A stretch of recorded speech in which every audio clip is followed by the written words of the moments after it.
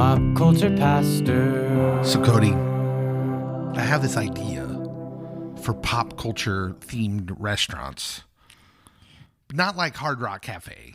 Planet Hollywood. Planet Hollywood. That's not what I mean. But like, what if movie characters were the theme? Like, what if they opened their own restaurants? Like, picture this: a restaurant run by Darth Vader, dark side nachos, Force infused smoothies. I'd call it the Force of Flavor. The Force of Flavor Town. Just imagine Darth saying, "I find your lack of spices disturbing. Pray I don't alter the menu again." Yeah, right? See? It's fun. Well, they kind of did that Did they? with Bubba Gump. Oh, I always forget about Bubba Gump. Did you ever eat at the Bubba Gump Shrimp Company? I went into a Bubba Gump. Okay. I ate at one in Gatlinburg, Tennessee, which just seems perfect. I went to one near Times Square. So Yeah, also that seems about right. Yeah. And it was very like, I don't know. I don't even know how I would describe it. It's like a Louisiana Applebee's, but modeled after a character from Forrest Gump. that's the way I would describe Yeah, it. like it was just that the food was fine and the little movie tidbits everywhere. The waiters were like trained to quote lines from the movie, which I also found entertaining because I will do that for free. Yep. You didn't need to pay me to quote stuff from Forrest Gump. Lieutenant Dan, ice cream. Yeah, I'll just do it anyways. Hello, welcome. This is Pop Culture Pastor, the podcast, and we are here to talk about stuff, pop culture stuff. We're going to talk about Halloween stuff later. We are. But we always start off with the news, and I thought, since Cody's such a big fan, and this is a Halloween-themed episode, we start with some Terrifier 3 news. Yeah. So I knew Cody, on a scale of 1 to OM gosh, how excited are you for the Terrifier 3? Probably at 9.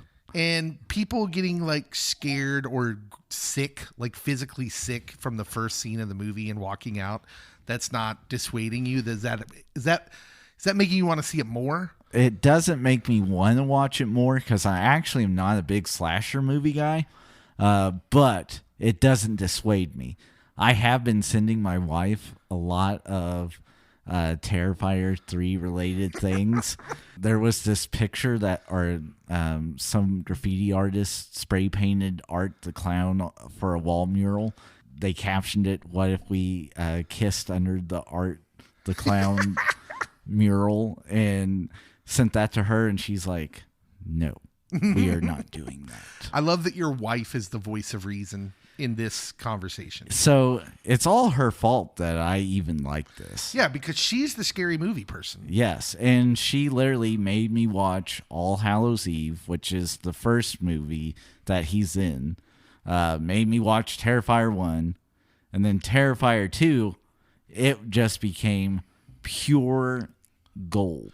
And I was like, I'm sold. So lore question here, because I don't know anything about Terrifier. Oh, What was the first movie he appeared in? What was that called? so I think All Hallows Eve came out first. Now, was he not the main character in that? So it takes place with these kids. They got done trick-or-treating. The babysitter's like, "Oh, you have a VHS tape in your bag?" And the kids put it in. Well, As one does. Because they just happen to have a VCR. Yes. And they start watching, and this creepy clown's on and doing weird, dark things. And then the creepy clown gets in the house. Of course he does, naturally. He is the main person besides the babysitter and the kids. Wow. So there really wasn't a storyline necessarily revolving around like the background information of the clown. Yeah. It's just, this weird clown. But that's where the Terrifier series goes. Yes. You get more information about this particular guy. Definitely in number 2, and according to people that have already watched 3, You get more in 3. So this bit of news from Euronews, Euronews.com. Most trusted name in news. In Europe, probably. I don't know. Potentially. Terrifier 3, the third film in the horror slasher platter series. I don't even know what that means. Horror slasher platter, or did they mean splatter and they just have a misspelling? Maybe they mean platter because they're serving up the slashing. Anyways, Terrifier 3 has been issued a rare ban in France, the first of its kind since 2006. It goes on to say, what makes this even more impressive is that films released in France don't have to go through as much red tape compared to the UK, for instance. The BBFC, British Board of Film Classification, issues some of the most precise, some might say illiberal classification systems in Europe. Comparatively, France usually goes for 2, 12 and 16 ratings. So kind of similar to PG-13 and R. Knowing that things need to get pretty intense for a 16 classification. But France's Film Classification Committee has ruled that Terrifier 3 be stamped with an under 18 ban. Oh. The last film to get it was 2006's Saw 3, which was coincidentally another third installment of a horror franchise. That's weird because when I think the French, I think most anything goes. Yeah. So unless you're 18 or over, it says young French gore hounds will have to get their fix elsewhere. It definitely isn't for kids. So I'm actually applauding the French for 18 and up. The movie company's not happy about it. They say the film's violence is, I don't even know what this word means. Grand GUIGNOLISTIC. Grand guinealistic. Oh. I don't even, what? I'm going to have to look that up. I've never ever seen that word before. Grand it looks like Luigi except with a G at the beginning. Guigenalistic and unrealistic, it says.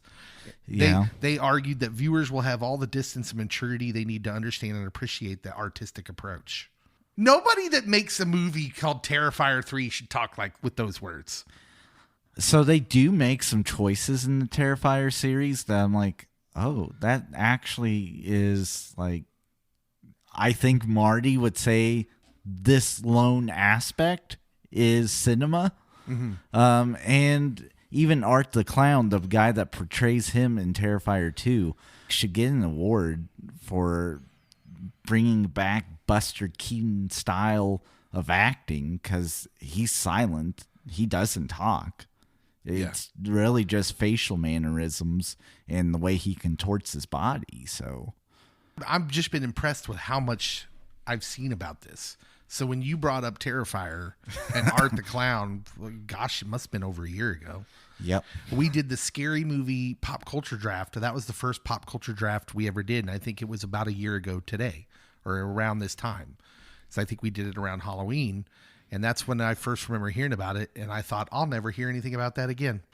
And yet, no, man, the Terrifier 3 is making some waves. In fact, he's going to be the biggest box office clown this month. Named Art. Which wasn't supposed to happen because Joker, Folie à Deux, which is the most pretentious name ever, isn't it? It's French. Thanks. Well, it's not guinealistic. Never mind. Yeah, this one is going to bomb. This movie's bombing. And I don't know how closely you followed this. I know you're going to eventually see the movie. And frankly, I'm curious enough about it now that I wasn't going to see the movie. Now I kind of want to see it.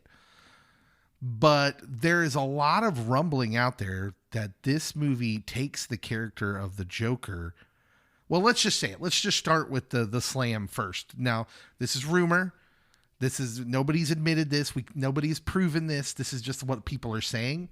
It appears to some people that Todd Phillips, the director, and Joaquin Phoenix, the star of the Joker, the first Joker movie, maybe were not happy with the people that really liked their first movie.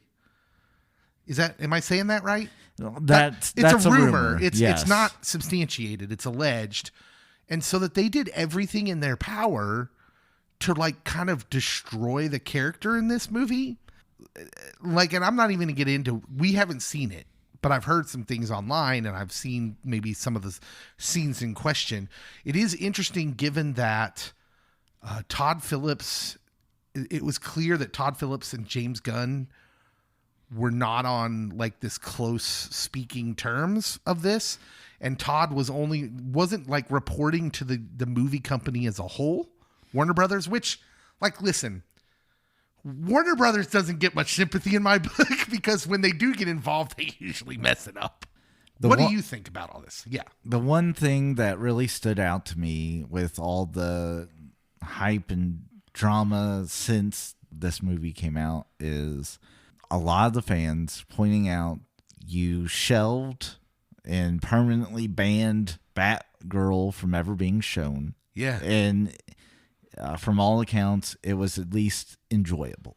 There was the Acme movie that was going to have John Cena in it that evidently everyone said this is great.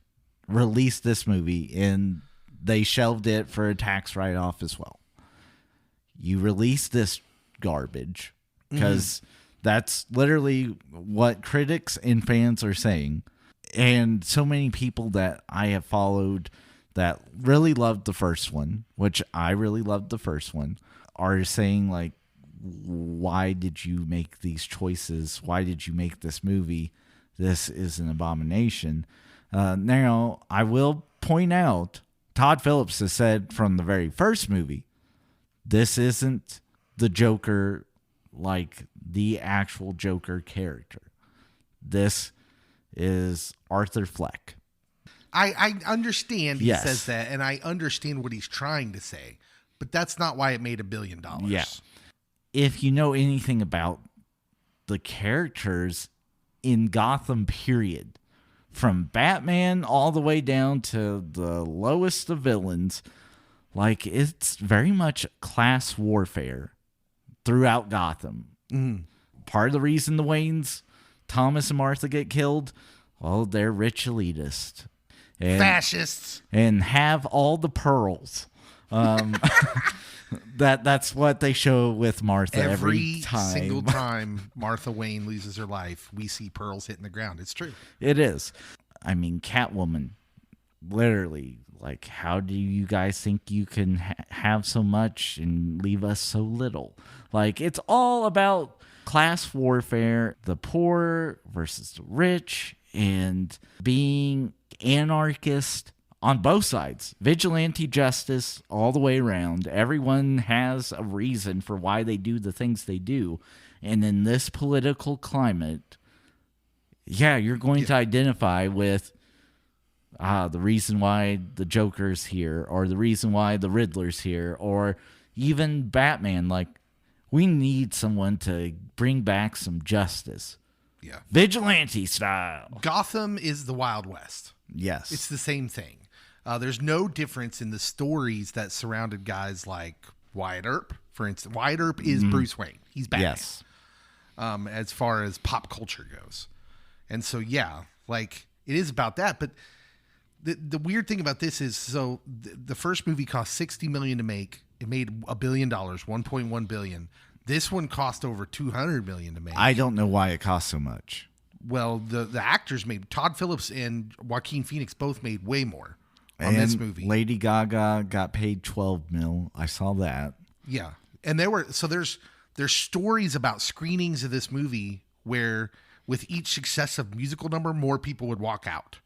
So they end up like scratching like half of the music and almost all of Lady Gaga's stuff. Which is bananas. It kind of is bananas. Like, who would you rather hear sing? Joaquin Phoenix, Random Jailbird number 2, or Lady Gaga? And yet they end up taking a lot of her music out. And that seems like Marvel stuff where like you set out to make a particular kind of movie, and then because things didn't go well in test screenings, you just like decide to rewrite it and try to change the whole tenor of what you were going for. And then that never works really. But that's beside the point, because just from what it looks like they were starting with, maybe was an attempt to be like, I guess it boils down to this, Cody. from a lot of people's observations, it appears that Todd Phillips and Joaquin Phoenix have contempt for the fans. There's been some of this in Star Wars too, which the painting of that discussion has always been, well, they're super extremists and they're bigoted. And some of them are, but not all of them. Some of them just don't like the stories you're telling. But they try to paint them all in this corner. And I feel like this was the same way, except for the difference between this and Star Wars is it was successful. You had people that loved it, loved the first Joker movie. And then you just like kind of thumbed your nose at them with whatever this is, allegedly. So I will say, because Joaquin has confirmed this, or he said this, that he wouldn't come back to Joker 2 or do Joker 2 without there being a significant chance of it being a failure. And so, like, I get that as an artist, you want to make a statement, you want it to be profound, and oftentimes some of the most creative outputs in art are colossal failures as far as the economics of everything. But you made Napoleon, which was trash. Mm-hmm. Yeah. Like, universally, everyone said it was trash. I'm going to say it was trash. I watched it. I didn't care for it. They made weird choices historically. They made weird choices everywhere, just everywhere throughout the whole movie. Weird does not always make it better. Weird does not always make it art. Sometimes a Campbell soup can is just a Campbell soup can. That was deep. Yes. Talk about you, Andy Warhol. So this from the Variety article. There's a Variety article, of course, that came out. Joker Folie à Deux also may have suffered from not having Bradley Cooper's voice at the table. So Bradley Cooper, you might be wondering, well, what does he have to do with this? He was a producer on the 2019 Joker movie and is known for his commercial instincts, including his low-budget hit A Star Is Born with Gaga. Which she was phenomenal. He was not involved with the sequel after dissolving his producing partnership with Phillips in 2021. The article goes on to say, a source directly involved with the film says no one could get through to Todd, who is the director. And the one thing about genre stuff, if you don't listen and pay attention to what the fan expectations are, you're going to fail. So if he doesn't even want to hear what fan expectations are, this is why some people are making the point like they think they had contempt for the people that liked it and wanted to just destroy the character. And maybe that's why he's not, like, he wasn't working. There's a lot of in this article that implies that director Todd Phillips was not listening or even having conversation with Warner Brothers. So Warner Brothers seems like it's every time you think it can't get worse, it just seems like it gets worse. And then like you hear good things about Superman that James Gunn is developing. And now we're just like, is it going to matter if it's good? Like, it just seems like it's a wreck. I do think that we owe James Gunn an apology. Oh, really? At times, I know on our show and other social media outlets have said James Gunn talks too much. All he ever said about this movie was from the brilliant mind of Todd Phillips and Joaquin Phoenix. And just saying its praises. Didn't say, like, these buffoons haven't been talking with me and this movie's going to bomb, which you think no one's going to come out and say that. But Warner Brothers has done similar things in the past. Yep. And so, like, Jimmy Gunn keeping a low profile, not talking about the Joker too much, except for like, oh, it's going to be coming out. Yeah. You should watch it. But not going like, this is cinema. Because I could see some people doing the exact opposite of like, well, I got to double down. So that way it turns a profit. Warner Brothers financially struggle bus. Yeah. So they really do need Superman and the Green Lantern Corps to land. Well, there's some good stuff going on in those areas. I just want to share this one last quote before we move on. This is from box office analyst Jeff Bach of Exhibitor Relations. This also comes from the Variety article. He said Joker 2 is a Speed 2 level of disaster, with Warner Brothers massively overspending on a sequel only to see its audience all but abandon the film domestically. Warner Brothers has the biggest hit of the fall season in Beetlejuice 2, which you have not seen. I have not. I've seen. I don't know that it's great, but it's delightful in its own way. There was enough of a demand for there to be a sequel. Yeah. I would have preferred it maybe 15 years ago. But Yeah, me too, I think. But I enjoyed my time with it. Warner Brothers has the biggest hit of the fall season in Beetlejuice 2, and now likely the largest flop in Joker 2. Such is the way of the sequel. The truth is this. The creators of Joker 2 went a direction that the majority of audiences didn't want to follow. Ultimately, choices were made, and unfortunately, they didn't align with moviegoers' taste. That seems like, well, that at least can be said. yeah. As far as more direct things where people involved with it wanted to do certain things with the character, that remains to be seen. For what it's worth, Todd Phillips is denying all of that. Madam Web scored better than this movie. Yeah, that says something. But there is good things going on. The Green Lantern HBO series that you just brought up, Superman's getting good buzz, by the way. So there's people that have seen some scenes and some cuts. They're saying that Superman could be very, very good, which is giving me a little comfort. Green Lantern Corps, we talked about Kyle Chandler playing Hal Jordan. We already knew Nathan Fillion was playing Guy Gardner. And I was talking to you before we started recording. I was like, it's weird how both of those dudes by themselves with their roles, you're just like, woo, that's an interesting choice. I don't know if that'll work or not. But somehow them two together, when you're imagining the banter between Hal Jordan and Guy's kind of like, the rough around the edges guy, and Hal Jordan will be like the by the book guy. That kind of seems really good to me. It does. And now you add the young Jon Stewart to the mix, and he's going to be played by Aaron Pierre, who is the star of Rebel Ridge. That was a movie that came out. It looked sort of like Rambo for a new generation. Every generation needs a Rambo. This is true, but specifically First Blood. It's got like that whole vibe of veteran being treated, somehow gets messed up by the system and goes on a rampage. But he's an up-and-coming actor, and he looks like he'll be a great Jon Stewart. And so the Green Lantern Corps coming together nicely. Yes. And heard rumors about some casting potential for the two female lanterns.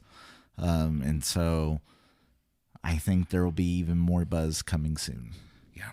Now, we move from that bit of, so there's the whole Joker 2 disaster, but there's some underneath good news about Superman and Green Lantern Corps.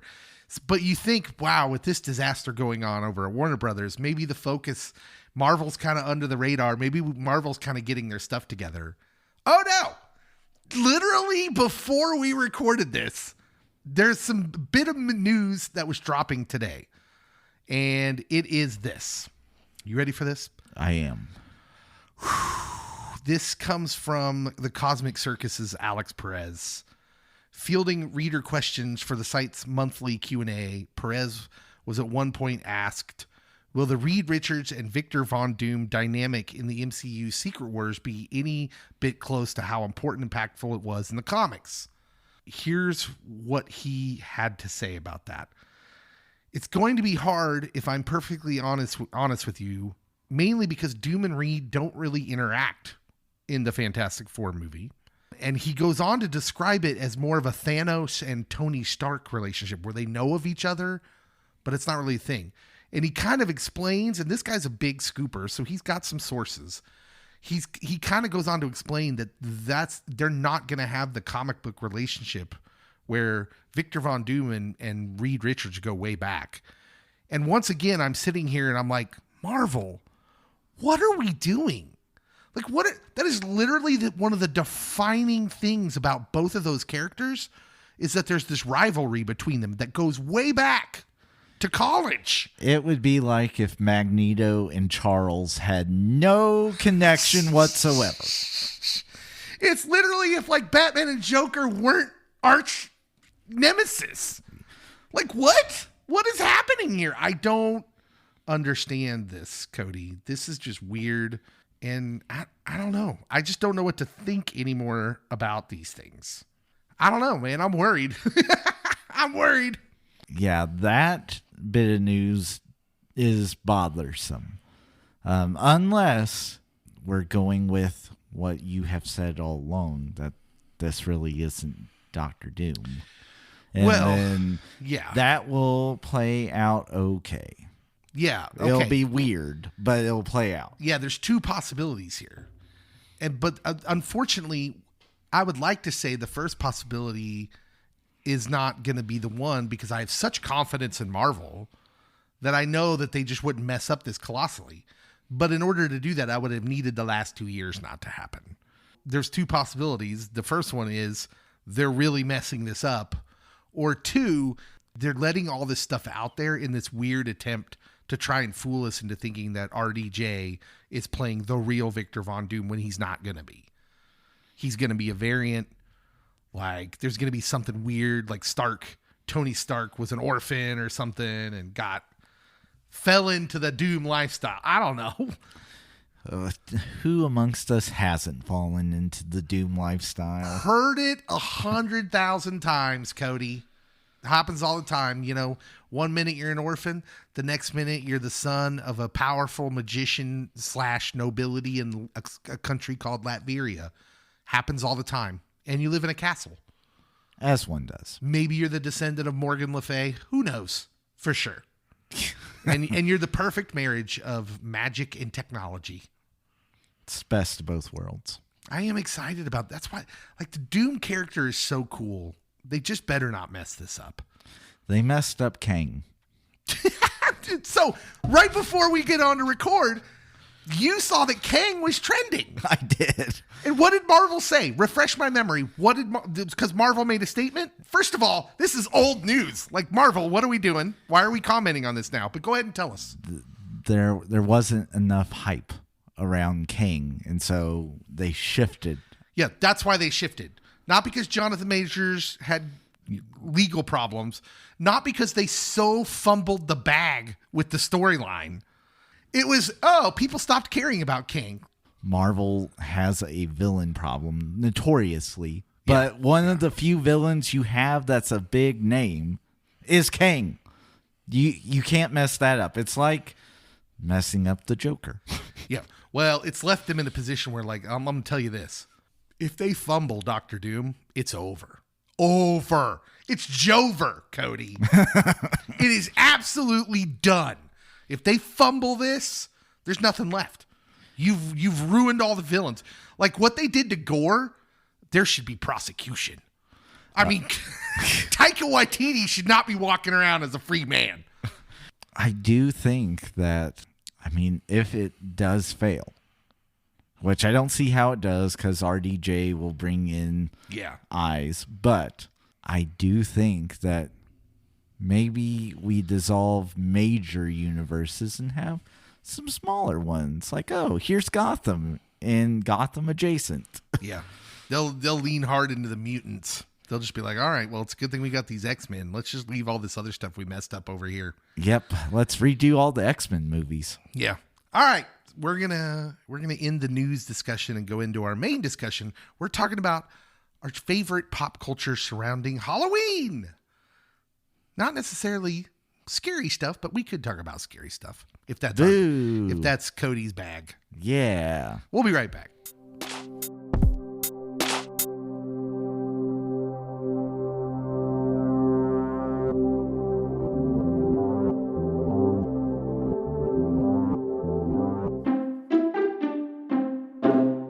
All right, Cody. We have never really done an episode like where we just kind of live in Halloween. I live in Halloween all year round. We've done a lot of Christmas stuff. We've even done a Thanksgiving episode, I think. We did a Thanksgiving episode. But I don't think we've ever done a Halloween episode. We did do a pop culture draft on scary movies, and that's fun, but that's a little bit different because we're trying to pick a team of whatever the category is, and we're like kind of going to bat for what we pick. I just wanted to have basically kind of a discussion of the pop culture around the holiday of Halloween. And so when I think of Halloween first, and pop culture being something that, covers a wide variety of things, what I wanted to ask you first was, when you were a kid, what was the best candy that you would get at Halloween? And what was the worst candy you'd get at Halloween? And why is the worst candy Tootsie Rolls? Best candy was always Reese's. Yeah, absolutely. If you give me Reese's, I am delighted. I will go, and I know this one's a divisive one, what I'm about to say. Don't you say it. Candy corn is the worst. Okay. And yes, it's the worst. And I think we were saying it was the good. weird flavored Tootsie Rolls, when you get to strawberry and blueberry Tootsie Rolls, it doesn't work. Let's be real clear on why Tootsie Rolls exist. Because they're cheap. And literally, I think they stay in business on the strength of Halloween alone. People buy this giant 500-gallon bags of Tootsie Rolls, and it's only for Halloween to hand out, and nobody eats them for any other time of the year. Am I right? No way, right? There's people that actually do like Tootsie I know Rolls. one person that likes Tootsie Rolls. He's one of my best friends. His name's Paul. He was the best man at my wedding, or co-best man. And he calls them Tootsie Rolls because that's just what he calls them. And he loves those things. And every time he would eat one, I'm just like, ugh. I like the suckers that have the Tootsie Roll inside of them. Those are good, but you just spit out. When you get to the Tootsie Roll center, you just spit it out. No, you eat it. So I just jotted down. So I was trying to put myself in the past. And what I loved for Halloween were Reese's, of course. There were these little peanut butter wafers. They came in like a clear wrap with brown stripes. Oh, yes. Mm-hmm. I don't even know what those are called, but I dug those. Somehow my grandparents had them. Yeah. They seem like an old person choice. And I don't know what they're called. I don't know either. Someone will know. Someone listening will tell us. They'll send us a message or comment on it. And they'll be like, oh, those are these. I think they're just like peanut butter wafers. Maybe. I don't know. Starburst was always good. If you get some Starburst. And when I was a kid, I can still remember when Nerds came out. Like they were the new candy. And Nerds were the bomb back then. So they had, when I was a kid, the candy that is just a bunch of powder and then you get a stick. Fun Dip. Yeah, I hate Fun Dips. How do you hate Fun Dip? It's flavored sugar. It's like the messiest, most bothersome thing to eat unless you just... Yeah, you just dump it. Yes. Unless you're dumping it. And then it's like... I do like to actually chew and eat and taste more than just sugar. Honest question. Who was getting the Fun Dip and using the stick? Like, what's the percentage? 10%? Like, you try it for a little bit, and then it's like, I can't get anything out. This is annoying. Very similar to Pixie Sticks. Yes. And Pixie Sticks, I did like Pixie Sticks too, although there was always that one weird kid on the school bus who would snort it. Yep. I don't know what happened to that kid. He's like the kid at the end of Sandlot, but we never saw him again. I don't know what happened to the kid who snorted Pixie Sticks on the bus. The worst candy, and I really thought about this a little bit too. It was definitely candy corn, Tootsie Rolls, candy corn. The candy corn was the worst too because they would just throw it in your bag like loose. Yep. Who's eating that? And I grew up in the time. Listen. I grew up in like the 80s where everybody was scared of razor blades in the candy. I can remember literally wasn't allowed to eat any of my candy till we got home, and my mom like poured over it to make sure there were no razor blades in any of it. And then there was the other one where like, well, someone was also putting like spiked Tylenol in it or something. I'm like, am I going to eat the Tylenol? No. If that's So like in the early aughts, you know the We Are the World song. Of course. So they did one of those, but for Halloween, and it's called Do They Know It's Halloween? Oh. And it has like Arcade Fire, Beck, Feist, like all these indie artists are on it. And one of the lines is about razor blades and the kids' candy. And I'm like, that was always the thing they said. I don't know anyone that ever experienced that. I think that's probably in the same vein of Dungeons and Dragons and devil worship. Like that was just something that got started and then everybody believed it. And it's in that kind of urban legend category. Yeah, like, who has time and buying all these razor blades? Yeah. I'm not even sure that I ever remember hearing a real account that actually happened. Anyways, again, I'm sure someone's going to like dig into the archives. It's going to happen one time. Told you so. And someone's going to send it to me like, Dave, this is a real problem. This happened back in 1958. Anyways, also there was the weird chewy butterscotch candy that came in an orange or black wrapper. Yep. And it was a plain wrapper. There was no words on it or anything. I don't know what that was called either. I'm pretty sure that was like testing by the pharmaceutical industry. They were just getting it out of circulation. Throw a little butterscotch in there. Make it taste okay. It's not even tolerable. You're literally only eating that when you get to the bottom of the bag and that's all you got left. And you just be like, well, I'm not bored anymore because I'm chewing for 10 minutes. So yeah, the candy is always a special part about Halloween. Did you do a lot of like trick-or-treating when you were a kid? So like the area we live in, the community that we live in, when I was a kid, so there's one road that's like notorious now for being Halloween Central. Mm-hmm. And everyone, their mom, goes up and down like this one or two streets. Like you could trick or treat there, but like it wasn't like, oh, we must go there. Mm-hmm. We did some trick or treating around our neighborhood. Like my first couple years of grade school, had a lot of family that lived in a small town nearby called Thayer, and we would go to Thayer and just get big bags of candy. And then about the time that I enter 6th grade, my sister is still in grade school, and my mom's like, what if we just rent movies and I buy you your favorite bag of candy? Nice. And I'm like, nice. This is the dream. So like, what was your pop culture go-tos when you were younger around Halloween? Was there like TV, movies? So there was a movie that I had to watch every Halloween, and as a little kid I could never actually watch the end of it. And when I say it to people, they're like, are you crazy, man? So it's The Legend of Sleepy Hollow, but it's the cartoon. Oh, yeah. You've talked about this before. Yeah, narrated by Bing. And Bing Crosby, that literally is the only voice that you hear talking. Now there's other voices that will sing along with Bing. But at the very end, you don't know if Ichabod lives or not. And like for 1950s animation, it was creepy. Yeah. And honestly might be the scariest animated thing I've ever seen in my whole life. So that was always on. Hocus Pocus was always a must watch.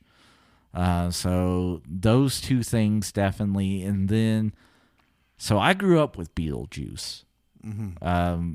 And so like around that time, Beetlejuice would always be on TV. So I would watch Beetlejuice. There was a Beetlejuice cartoon series. I'd watch it.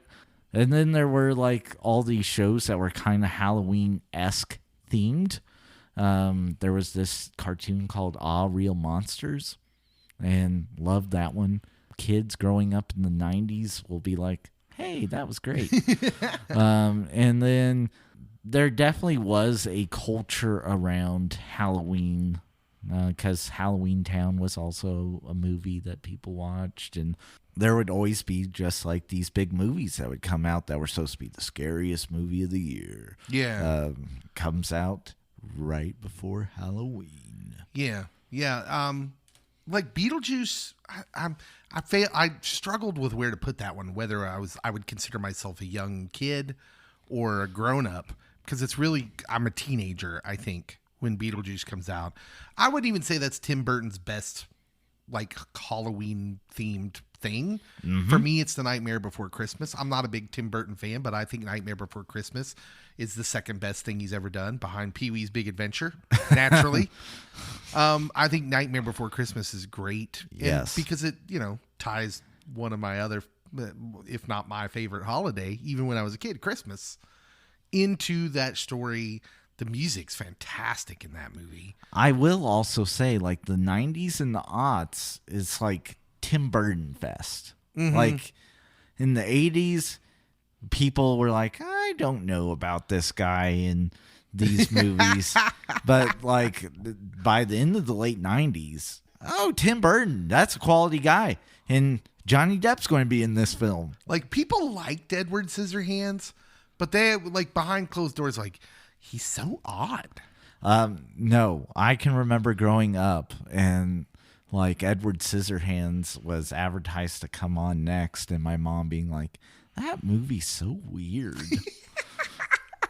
Why did you make me watch that weird movie, Cody? So we did not watch Edward Scissorhands that go round. For me, the movie that sticks out mostly, and this is going to be, so what you talked about in the millennial experience, right?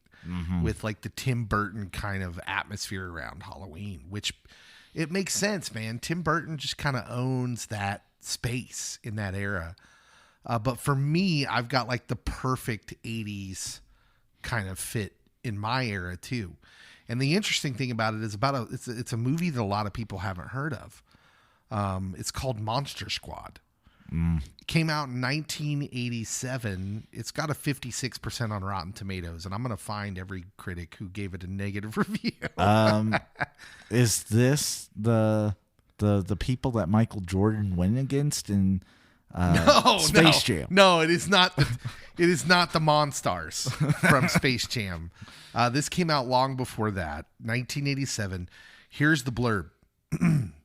5 youngsters find themselves up against the combined might of Dracula, the Mummy, the Gill Man, and Frankenstein's monster, who arrive in town in search of a magic amulet. They missed the Wolfman in that blurb. That's just shameless. Fred Decker is the director. The screenwriter is a guy you may have heard of. His name's Shane Black. It's like his first script that he gets bought. We'll talk about him in a little bit. Basically, this bombs. It's a critical and commercial bomb. But as it turns out, they did a better Universal Monster shared universe than Tom Cruise ever could. Because, they tried to do that. Tom Cruise tried to do that. If Tom Cruise can't do it, who can? Because the main villains in this they all appear to be like adaptions of the Universal classic monsters. But Universal Studios had nothing to do with this movie. And it results in the Monster Squad having to walk, like there's these stories behind the production of it where they had to kind of walk this very thin line and getting these iconic horror icons in a movie without Universal's involvement. And so legendary special effects artist Stan Winston was quoted in a book called Son of the 100 Best Movies You've Never Seen, which is a mental floss book that apparently I need to read. Oh. He said, and he's talking about his work on this movie. Although we were doing a movie that was a takeoff on the Universal classics, none of our designs infringed on the original designs of the Universal characters. There were subtle changes that we had to be sure that nothing about them could be considered a copyright infringement of a design. So listen to this. These were some of the things they did to avoid copyright infringement and make them subtly different than the Universal's monsters, while them being basically them. The Frankenstein monster looked a lot like the Boris Karloff creature, but instead of the bolts in the neck, he has the bolts in the movie. He has bolts in the forehead, which I would have never even noticed that as a kid. Dracula in the movie doesn't have the widow's peak, the little pointy hair on the brow. He just looks like a dude, pale, but a dude. His skin did not glitter. The Wolfman he's got like kind of a more pronounced jaw. It's like more flat. Oh. Anyways, basically, the Monster Squad movie is like this perfect representative of this different time, of this 80s time. It's so 80s that like if you did this movie now, because basically what they're doing is it's like a Goonies-like adventure with these kids. It's part of the 80s genre of kids on bikes, right? Yeah. And so it's got that whole concept, but it's also kind of parodying the Universal monsters, like that they're all in this. Now, if they did that today, any parodies today are so mean-spirited. Mm-hmm. They're sarcastic, they're mean-spirited, but this movie is like reverent to its not quite Universal monsters. This movie's great. I loved this movie growing up. I watched it all the time, especially around Halloween. Michael Bay apparently wanted to make a remake it back in 2018. It fell through. Whew! Close one. Narrowly avoided it. There's a documentary about the movie's cult-like fan base because it's got like a cult fan base. The documentary is called Wolfman's Got Nards, which is a famous line from Monster Squad. You just have to watch the movie. I'll trust you. In a world where Goonies is a hit and frankly a pop culture icon of the 80s, I'm not sure how this movie doesn't hit, but it didn't. It just kind of doesn't do well. It doesn't have Vincent Price. That's the issue. And it just kind of fades into history, except for there was this group of kids like me who just wouldn't let it slip away. And now they've got now they're on, it's not weird to see them on the convention circuit, but someday maybe we got to do a Be Kind Rewind on Monster Squad. And then, I don't know, maybe even a What's Up Doc on Wolfman's Got Nards. That's a bold statement. Yeah. Shane Black. Yeah. I told you I was going to tell you about him. The guy that wrote that movie. He was a young guy who was living with a bunch of other screenwriters. He was like friends with David Fincher and all these other guys that would be recognizable names now. He had convinced his parents to bankroll him for a year to try and make it as a screenwriter out there in Hollywood. His time was almost up, and this script gets optioned and makes him enough money to actually kind of keep him out there. Then he begins writing this action comedy about a pair of odd couple LA cops. Halfway through, he didn't like it. He threw it in the trash. But then he fished it back out. He finished it. That script, Lethal Weapon. That's a weird transition. Yeah. But he says this of the Monster Squad script. Now, this is a guy who wrote Lethal Weapon. He wrote Last Boy Scout, Long Kiss Goodnight. He's been the director of Kiss Kiss Bang Bang, Iron Man 3, and The Nice Guys. So he's got some real good movies to his credit. He said this back in 2004. He says, "I'm not kidding when I say this. The Monster Squad is the purest script I ever wrote. It has the least amount of self-consciousness and the most passion. It's my best script." Yeah! Yeah! I'm like, yeah, it was. It was a great script. Everything else you've done is trash. No, I liked Lethal Weapon, but there's no reason Monster Squad shouldn't be more well loved. And I'm bringing it back for Halloween. I'm bringing back Monster Squad. Everybody go find it and watch it. That's a lot of work. Just for the one scene, man. Like, do it for the one scene where the kids are running from the creatures and the Wolfman pops out and the kid's like, kick him in the nards. The kid's like, well, he's a wolfman. He doesn't have nards. He's like, just do it. And then he kicks him, and the wolfman goes, oh, and falls over. And the kid looks at the camera, and he goes, Wolfman's got nards. It's a great scene. So it's I feel hilarious. like I have already watched it. I can't do it justice. All right. Anything else from like when you were a kid? Okay, so I'm thinking about this, especially after I mentioned that one song. MTV sporadically would just randomly start playing music again, and Michael Jackson's Thriller would be always on around Halloween. And then I would get my taste of Vincent Price that I was missing. Absolutely. You know, it's funny that hits both of us, even though we're not young at the same time. Yeah. Because you're watching it like when MTV just randomly decides they're going to start playing that video. And they did that because I cannot undersell this. when the Thriller video comes out, it's a big deal. Because first of all, music videos were so new when that thing came out. It's a novelty in and of itself. But then you understand that it's not just a music video. It's like a 25 minute long short film. Yep. And starring Michael Jackson with like all the best special effects of the time. And then of course the song, which like the Thriller album for a long time is the best selling album of all time. It's just, even if you think you know how big Michael Jackson was, if you weren't around in the Thriller time, you just don't understand how much of a hysteria it was. And like I said, you got Vincent Price. And Vincent Price was the best part, man. I loved Halloween because they would play Thriller on the radio. Yep. And I'd get mad when they would omit that part because there was a radio edit. And I'd be like, don't you take the Vincent Price part out?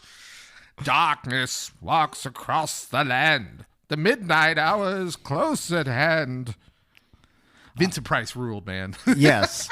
And like Cartoon Network at that time would also like re-air the 13 Ghosts of Scooby-Doo, which had Vincent Price in it.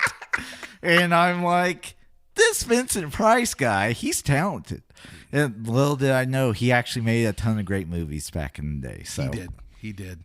Other things that I wrote down on my notes from especially a kid in the Halloween season, the Poltergeist series, the whole series of Poltergeist. I was weirdly into that, even though I wasn't into scary movies. And the Poltergeist, some of those scenes were scary. In fact, like I still have dreams sometimes of part 2 with the evil priest guy. Oh, and he's wearing like the collar and everything, and he's walking down the street and like, God is in his holy temple. Like he's really hitting the P. That was freaky. But yeah, I think of the Karate Kid because there's the costume dance that they all go to where Daniel LaRusso dresses up as a shower. And then gets his butt kicked by the skeletons, Cobra Kai, all dressed up in the skeleton stuff. As he deserved. Yeah. Halloween is a young adult for me, which will match up with more of your younger days. I've talked a lot about Scream. Yep. I think Scream is just like one of the best scary slasher films. Because it's just so smart. Gosh, Scream 1 is such a clever movie.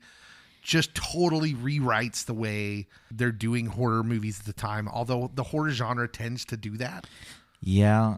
The 90s was interesting because you have Scream. And then, like, I Know What You Did Last Summer. Yeah, everybody tries to copy it. But then, like, the Blair Witch Project, just out of the blue, is there. And like the actors laid low for several months. Like you didn't know if they were alive or dead. And then they just show up at the MTV Awards. Every time we bring this up, I have to reiterate. Because I know there's some young people out there, but like people didn't really believe this was real. No. People literally thought this was found footage. Which, I'm not going to lie. To kind of be at the forefront of creating the found footage genre. Yeah. That was the perfect time to do it. Because as soon as you see this is a found footage movie, you're like, oh, this is probably going to be lame. But when you didn't know, like, if this was real or not, it added to it. That is like the Hollywood cycle, though, right?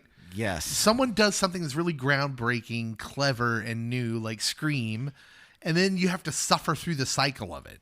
So Blair Witch Project was no different. It was like really clever, really groundbreaking, but then we have to go sit through normal activity. I call it normal activity because once you get it into like 6-7 movies of it, it can't be paranormal anymore. It's just normal. Those movies, all those movies are the same. How much differentiation can we have in the found footage genre? Really? The first Paranormal Activity I really enjoyed. And like Steven Spielberg loved it. He bankrolled it to go out into cinema, to theaters. But once you like make it a franchise, the 2 or 3 people that made it were film students. Like, Move on. It definitely had some freaky moments, that first Paranormal Activity. Nothing that rivaled that last shot of Blair Witch, though. I think Paranormal Activity made me laugh a lot because the boyfriend was such a jerk. Yeah. And I'm like, oh, I hope this guy gets it. Yeah. So I noticed in my young adult years, here's what's interesting. When I was a kid, we couldn't stop dressing up and trick-or-treating fast enough. Now I notice that kids will keep dressing up into their high school years because what they really want is just the free candy. Yes. We weren't so much concerned with the free candy as much as we were being taken seriously because, Gen X. And so we stopped dressing up earlier than most generations, I think. But the weird thing is we'd go to college and then we would dress up again. I was going to say, like, you either stopped before you got into middle school or you stopped, like, early middle school and go straight until college without doing anything really Halloween related. Yeah. And then, boom, we're back at it. Yeah, Gen X people, we loved costume parties in our early to mid-20s. In fact, there was one where, okay, so by this time, I'm in really good shape. Like, I look good. I like saying that because I feel like, I'm so out of shape now. I'm a large American. But I was in really good shape, and I rented a bunny outfit. Like, I rented a bunny suit, and I basically went to this costume party dressed as a bunny. It's the most popular I've ever felt with the ladies. Like, something about a clean-cut dude who did... It was like... There was, like, the air of I wasn't taking myself over seriously. Because, college-age kids, when they dress up, usually are trying to dress up into something that makes them feel like they look good or they look cool. And here I am in this giant bunny costume. And I'm just saying, I got phone numbers that night. It was the only time I'd ever felt like that. And so I put that in my notes because I dressed up because it was a costume party. And so, young guys, if you're looking to meet your future misses, maybe don't take yourself seriously and dress up as something silly. Like a bunny. Like a bunny. Halloween as a grown-up, what do you do, Cody? What does grown-up Cody do now for Halloween? So my wife's work site has had a trunk or treat every year. And so, like, I have to work that. But either the weekend before Halloween or after the trunk or treat's over, we watch a lot of horror movies, a lot of scary movies, a lot of nostalgic movies, going back with movies that were popular when we were younger or just classic scary movies. And then I'll make my wife occasionally watch Donnie Darko because technically it happens on Halloween is when the movie's supposed to end, and then it kind of resets and goes back 30 days. But so I'm curious to know, what are the scary movies that the Havilands go back and revisit? What makes a scary movie rewatchable? The Halloween franchise my wife loves.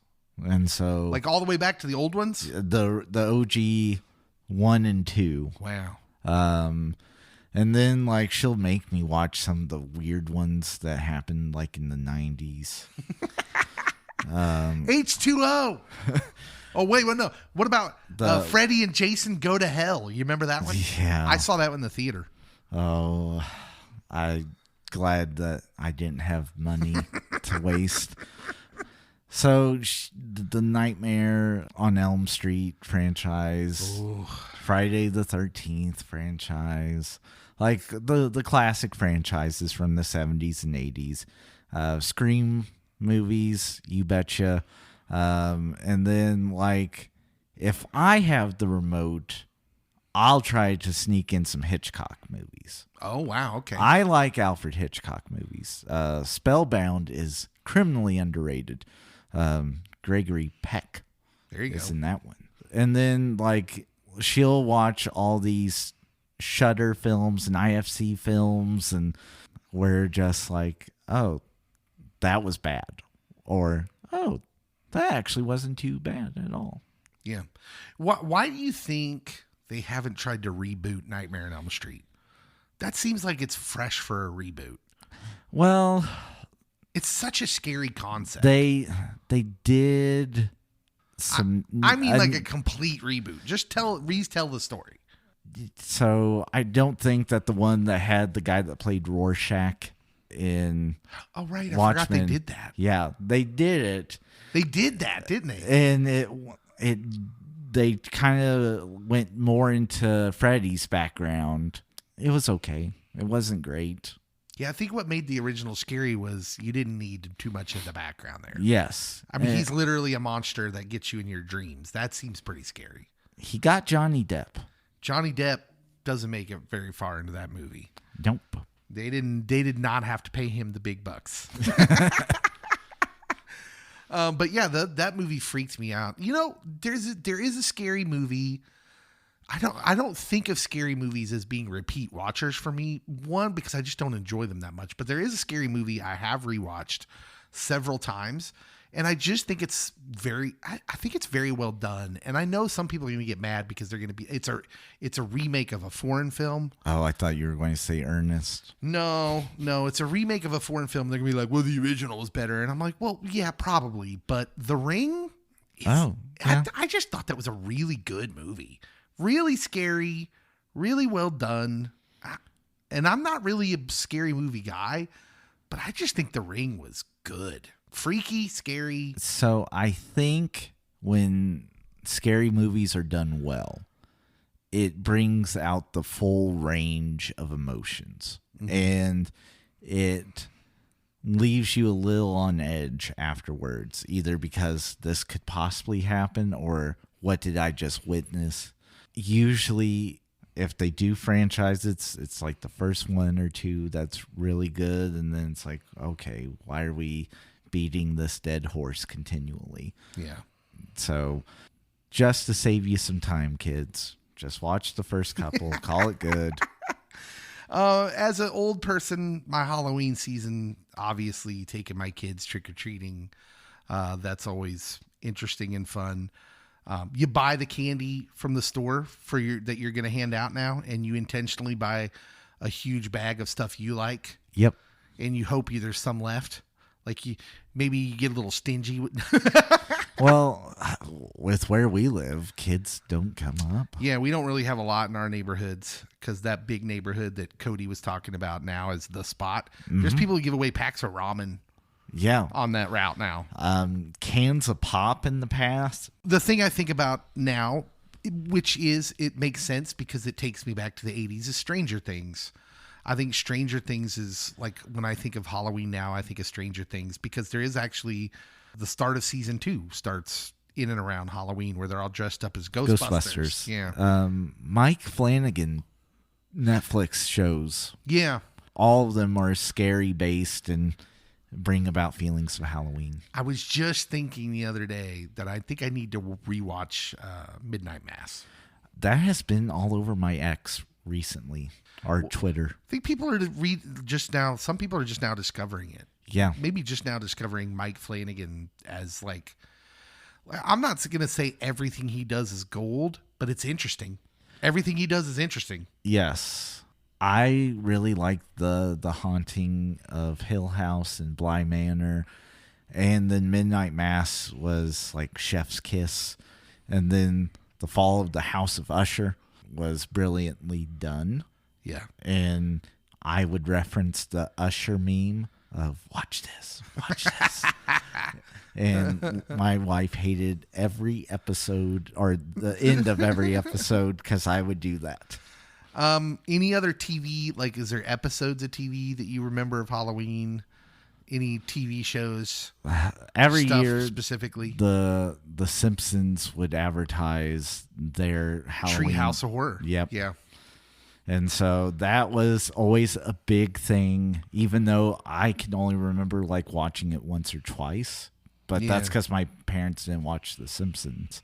Yeah. So, like, Community had some good Halloween episodes, or at least one good Halloween episode. I think of Friends where Chandler dressed up as the bunny, which is where I got the idea for dressing up as a bunny.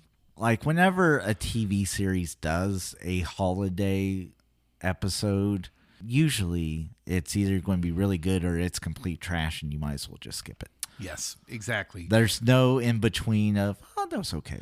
I would be remiss if I did not bring up It's the Great Pumpkin, Charlie Brown. Yep. Which was a big deal when I was a kid.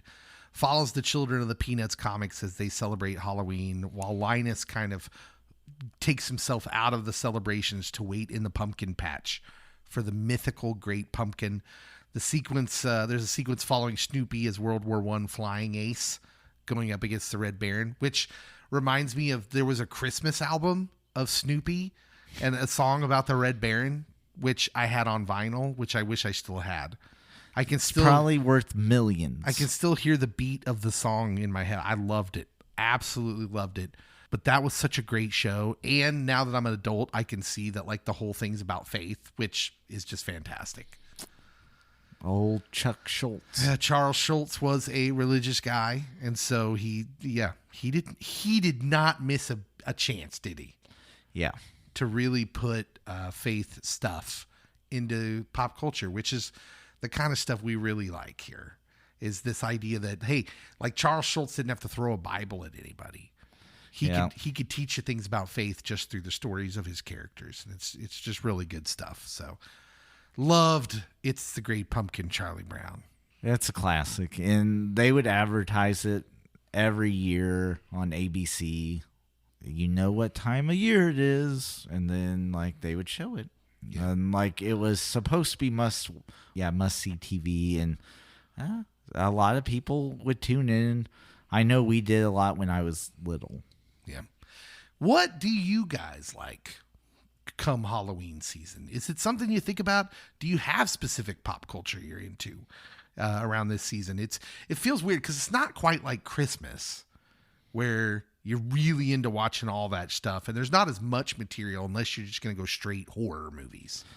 Oh, yeah, there's a ton of that. Yeah, but tell us what you like. Tell us if there's anything you think about with this season, and don't forget to subscribe to the pod and share us if you like it, and give us a review and all that stuff, too. That helps and goes a long way.